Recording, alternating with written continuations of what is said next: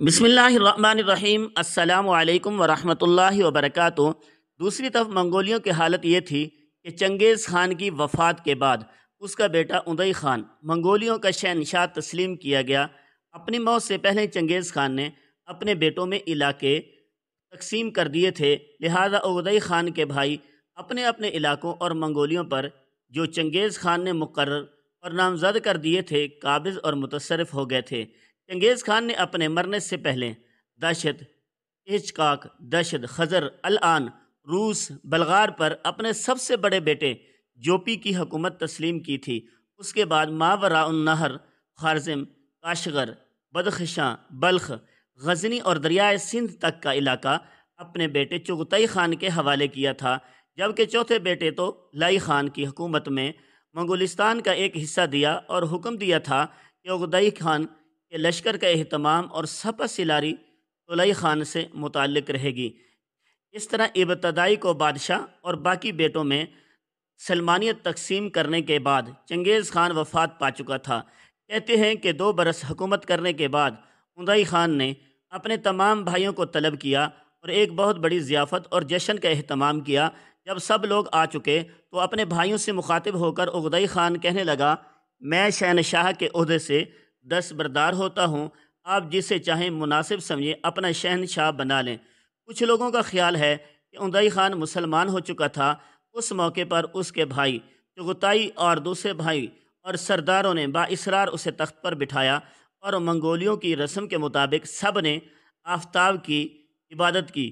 اس کے بعد سب سے بڑے بیٹے جوچی خان کا بیٹا باتو خان اور تولی خان کے بیٹے منگو خان کو مامور کیا کہ وہ روس، چہکس اور بلغار پر لشکر کشی کریں۔ ادئی خان سے متعلق مورخین لکھتے ہیں کہ وہ بہت سنجیدہ مزاج اور نیک طبیعت شخص تھا۔ اس نے ملکوں کی آبادی اور رفاع عامہ رعایا کی طرف خصوصی توجہ مبذول کی۔ ادئی خان کو مسلمانوں سے خاص طور پر محبت اور نسبت تھی۔ وہ مسلمانوں کو قابل تکریم سمجھتا تھا اور ان کو ہر قسم کی راحت پہنچانا چاہتا تھا۔ منگولیوں کے دستور کے مطابق غوطہ مار کر پانی میں نہانا گناہ کبیرہ ہے۔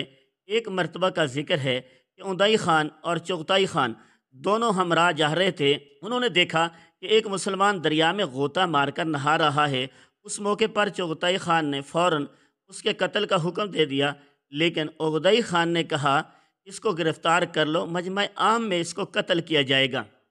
چغتائی خان سے جدا ہو کر تنہائی میں اس مسلمان قیدی سے کہا کہ تم کہہ دینا میرے پاس اشرفیوں کی ایک تھیلی تھی، مجھ کو ڈاکوؤں کے اندیشے سے اس کو چھپانے کی ضرورت تھی، لہذا میں دریا میں اس کو چھپانے کے لیے داخل ہوا تھا۔ جب اس مسلمان کو مجمع عام میں سزا کے لیے حاضر کیا گیا تو اس نے اپنے بے گناہی کے ثبوت میں وہی بات کہی جو ادئی خان نے سمجھائی تھی۔ یہ سن کر دریا میں اس مقام پر اشرفیوں کی تحصیلی تلاش کرنے کے لیے آدمی بھیجے گئے۔ ادئی نے پہلے ہی وہاں تھیلی ڈال دی تھی اور برآمد ہوئی اور مسلمانوں کے بیان کی تصدیق ہو گئی، چنانچہ اس کو وہ اشرفیوں کی تھیلی اور چند تھیلیاں بطور انعام دے کر ادئی نے رہا کر دیا۔ اس طرح جہاں تک اس کو موقع ملتا وہ مسلمانوں کو نفع پہنچاتا، مگر دوسرے منگول مسلمانوں کے دشمن اور ان کو نقصان پہنچانے کے بڑے شوقین تھے۔ اسی طرح ایک مرتبہ ایک شخص ادئی خان کے پاس آیا اور اسے مخاطب کر کے کہا، میں نے رات خواب میں چنگیز خان کو دیکھا، اس نے مجھ سے کہا کہ میرے بیٹے ادئی خان کو جا کر میرا یہ پیغام دینا کہ میری خوشی اور میری خواہش یہ ہے کہ دنیا سے مسلمانوں کا نام و نشان مٹا دیا جائے اور ان کے قتل کرنے میں ہرگز تأمل روا نہ رکھا جائے۔ ادئی خان نے کہا، کیا تو منگولی زبان جانتا ہے؟ اس نے کہا، نہیں، میں صرف فارسی میں گفتگو کر سکتا ہوں اور فارسی ہی سمجھ سکتا ہوں۔ ادئی خان نے کہا، چنگیز خان سوائے منگولی زبان کے اور کوئی زبان نہیں جانتا تھا اور فارسی قطعاً نہیں بول سکتا تھا، تو نے اس کے کلام کو کس طرح سمجھا؟ یہ کہہ کر حکم دیا کہ اس کو قتل کر دیا جائے، یہ جھوٹا آدمی ہے اور چنگیز خان پر بہتان باندھتا ہے۔ چنانچہ فوراً اس کو قتل کر دیا گیا۔ مورخین لکھتے ہیں کہ ادئی خان کی نسبت عام طور پر لوگوں کا خیال ہے وہ اگرچہ اعلانیہ مسلمان نہ ہوا تھا، لیکن پوشیدہ طور پر وہ اسلام کو سچا مذہب مان کر مسلمان ہو چکا تھا۔ مسلمانوں کے حق میں اغدئی خان کی سخاوت اس قدر بڑھی تھی کہ خراسان اور شام تک کے لوگ اس کی سخاوت کا شہرہ سن کر منگولیوں کے مرکزی شہر قراقرم میں چلے جاتے اور مال و مال ہو کر واپس جاتے تھے۔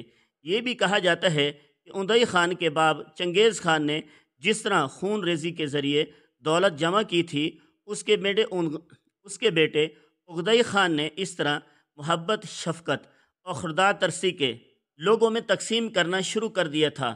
اس کا نتیجہ یہ ہوا کہ منگولیوں کی زیادتی اور قلم سے جو لوگ ابتداً دہشت زدہ اور زیادہ متنفر تھے، اغدئی خان نے اس طرح محبت، شفقت اور خدا ترسی سے لوگوں میں تقسیم کرنا شروع کر دیا تھا۔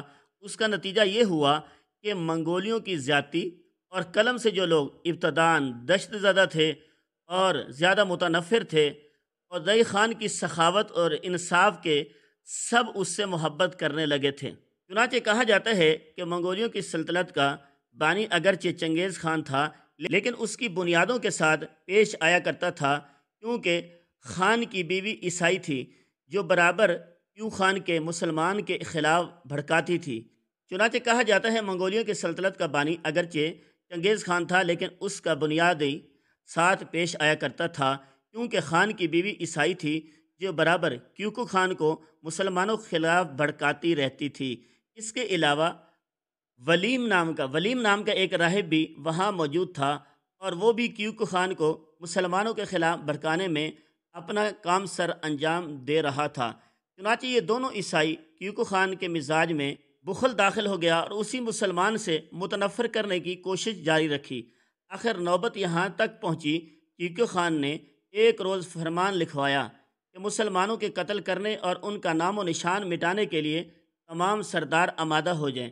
اس حکم کو لکھوا کر وہ جب باہر نکلا تو اس کے شکاری کتوں نے یکایک اس پر حملہ کیا اور اس کو چبایا اور ایک بوغا بنا دیا۔ اس کو اسوار کرنے والا اس کا بیٹا اغدئی خان تھا۔ اغدئی خان کے بعد اس کا بیٹا منگولوں کا حکمران بنا، اس کا نام کیوکو خان تھا۔ کیوکو خان کا بھی سلوک مسلمانوں کے ساتھ بڑا اچھا تھا۔ وہ مسلمانوں سے رواداری کر کے اس کا خاتمہ کر دیا، کیونکہ خان کے بعد منگو خان منگولیوں کا شہنشاہ بنا۔ منگو خان چنگیز خان کے سب سے چھوٹے بیٹے قبلائی خان کا بیٹا تھا۔ یہ 4 بھائی تھے، منگو خان، قبلائی خان، ہلاکو خان، چنگیز خان کی طرح منگو خان نے اپنے بھائیوں کو مختلف علاقوں کی طرف بھیج کر فتوحات کے سلسلوں کو مزید وسیع کرنے کا فیصلہ کر لیا تھا۔ چین کے لیے اس نے قبلائی خان کو نامزد کیا۔ مسلمانوں کو وہ علاقے جو چنگیز خان نے فتح کیے تھے ان پر ہلاکو خان مقرر ہوا، جبکہ اپنے چھوٹے بھائی اریک ہونا منگولیوں کا خاقان بننے کے بعد منگو خان نے اپنے پاس ہی رکھ لیا تھا۔ اس طرح قبلائی خان چین اور ہلاکو خان مسلمانوں کے علاقوں کا رخ کرنے کی تیاریوں میں مصروف تھے۔